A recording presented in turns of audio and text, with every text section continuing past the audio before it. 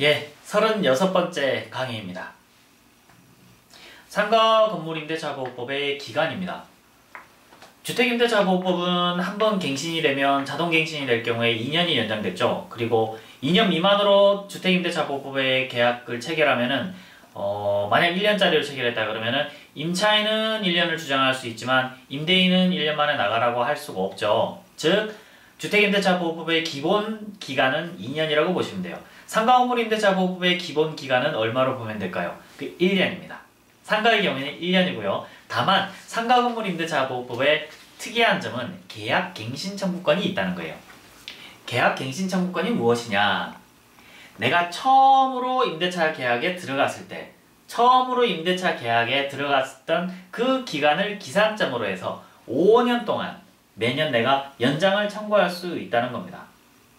물론 임대차 계약 기간을 5년짜리로 체결했다면 더 이상 문제될 게 없겠죠. 근데 2년짜리로 체결, 3년짜리로 체결했다 보세요. 내가 거기서 장사를 아주 잘했습니다. 만약 돼지갈비집을 차렸는데 그 소스가 아주 맛있고 갈비 양념이 너무 맛있어서 손님이 너무 많이 끓고 있어요. 3년 다 됐더니 주인이 욕심을 내요. 아, 저놈을 쫓아내고 내가 돼지갈비집을 해서 내가 많이 벌어야지. 이렇게 욕심을 부리는 주인이 있을 수 있습니다. 이런 경우에 그 돼지갈비집을 임차하고 있던 그 사람이 쓸 수 있는 무기가 뭐다? 계약갱신 청구권입니다.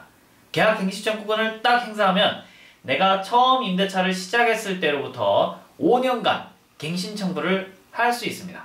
5년간 내가 장사를 할 수 있는 권리가 생기죠. 아시겠습니까? 이런 게 있는지는 상가 하시는 분들은 웬만한 분들은 다 아세요. 다 아시는데 그걸 실질적으로 행사를 못 하시는 분들이 많이 있어요. 그래서 임대차 기간을 상가건물 임대차의 기본 기간이 1년이기 때문에 1년 미만으로 상가건물 임대차 계약을 체결하면은 1년으로 보게 돼요. 즉 1년으로 연장되게 됩니다. 그리고 묵시갱신이라는 게 있어서 임대차 계약 기간이 끝나기 전에 나간다는 통지를 하지 않으면, 즉 6개월 전부터, 이것도 만료되기 6개월 전이에요. 만료되기 6개월 전부터 만료되기 1개월 전까지 사이에 임차인한테 나가라는 통지를 안 하면 임대차 계약이 자동으로 갱신이 됩니다. 얼만큼? 또 1년만큼 갱신이 되게 돼요. 그래서 만약 내가 건물주다, 임차인들을 쫓아내고 싶다 그러면은 계약기간이 끝나기 6개월 전부터 1개월 전 사이에 그 임차인한테 나가라는 통지를 보내야 돼요. 통지 절차에 대해서는 제가 전번에 강의를 드렸죠. 어떻게? 전화? 문자메시지? 전화를 했는데 나가라 했는데 못 들었는데요? 그러면 어떡하시게요? 그래서 제가 알려드린 방법이 내용증명이라고 그랬죠. 내용증명을 보내는 건 우체국에 가면 친절하게 다 알려줍니다. 당황하지 마시고 우체국을 가시면 돼요. 우체국 직원들은 뭐죠? 그냥 개인사업체 직원인가요? 공무원이죠, 공무원. 그래서 아주 친절하고 우리가 원하는 바를 설명을 잘 들어주고 친절하게 잘 처리해줍니다. 그래서 두려워하지 마시고 내용증명 보내러 왔다 그러면 우체국 직원들이 아주 친절하게 설명을 잘 해줍니다. 당황하지 말고 그냥 가서 의뢰하시면 돼요. 그래서 임대차 계약의 경우에 갱신 청구를 할 수 있습니다. 갱신 청구. 그래서 계약갱신 청구하는 것도 역시 임대차 계약 기간이 만료되기 6개월 전부터 1개월 전까지 사이에요. 6개월 전부터 1개월 전까지 사이에 내가 갱신 청구를 할 수 있습니다. 상가건물 임대차 보호법의 경우에는 월세를 한번 올릴 때 얼마까지 올릴 수 있을까요? 월세 100만원이었어요. 월세 100만원이었는데 요즘 경기가 안 좋다 그래가지고 내가 월세를 200으로 올리고 싶다. 너 장사 잘 되네 보니까. 어? 그러니까 이제 월세 200으로 내라. 이렇게 하면 됩니까? 그냥? 안 돼요. 이게 안 되게 돼 있어요.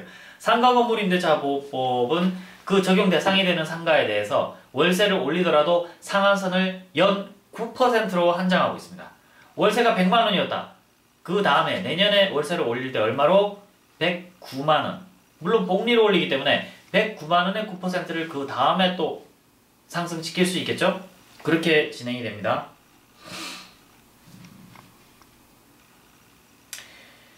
그리고 그 다음 문제가 보증금을 내리면서 보증금이 1억이었고 월세가 100만원, 1억에 100만원이었는데 보증금을 5천만 원으로 하면서 월세를 올리고 싶다. 이런 경우에 이 한도가 있을까요? 그 한도도 정해져 있습니다. 연 15%로 하도록 돼 있어요. 그래서 내가 5천만 원, 즉 보증금을 5천만 원 내린다. 그러면 5천만 원의 15%에 해당하는 300만 원이죠. 5천만 원의 15%가 300만 원 맞나요? 300만 원 맞을 겁니다. 네. 5%의 15%인 아닌가? 좀 아닌 것 같습니다. 5천만 원의 15%를 한도로 해서 계산 안 하겠습니다. 그걸 한도로 해서만 보증금을 월세를 올릴 수 있을 뿐입니다. 그 한도도 정해져 있습니다. 다만 지금 강의한 이 모든 상가 건물 임대차 보호법에 대한 사항은 해당 상가가 상가 건물 임대차 보호법에 적용 대상이 돼야만 되는 겁니다. 주택임대차 보호법은 주택이기만 하면, 그리고 내가 임차인이고 저 사람이 임대인이기만 하면 무조건 그 주택임대차보호법에 적용 대상이 됩니다. 그러나 내가 주택임대차보호법과 달리 내가 상가건물임대차보호법에 적용 대상이 되느냐 안 되느냐부터 따져서 그 상가건물임대차보호법에 적용 대상이 되어야만 제가 지금 말씀드린 그런 효과를 받을 수 있다는 점 유의해 주세요. 상가건물임대차보호법의 적용 대상은 요즘은 좀 개정이 너무 잦아져가지고 내년에는 또 어떻게 또 바뀔지도 몰라요.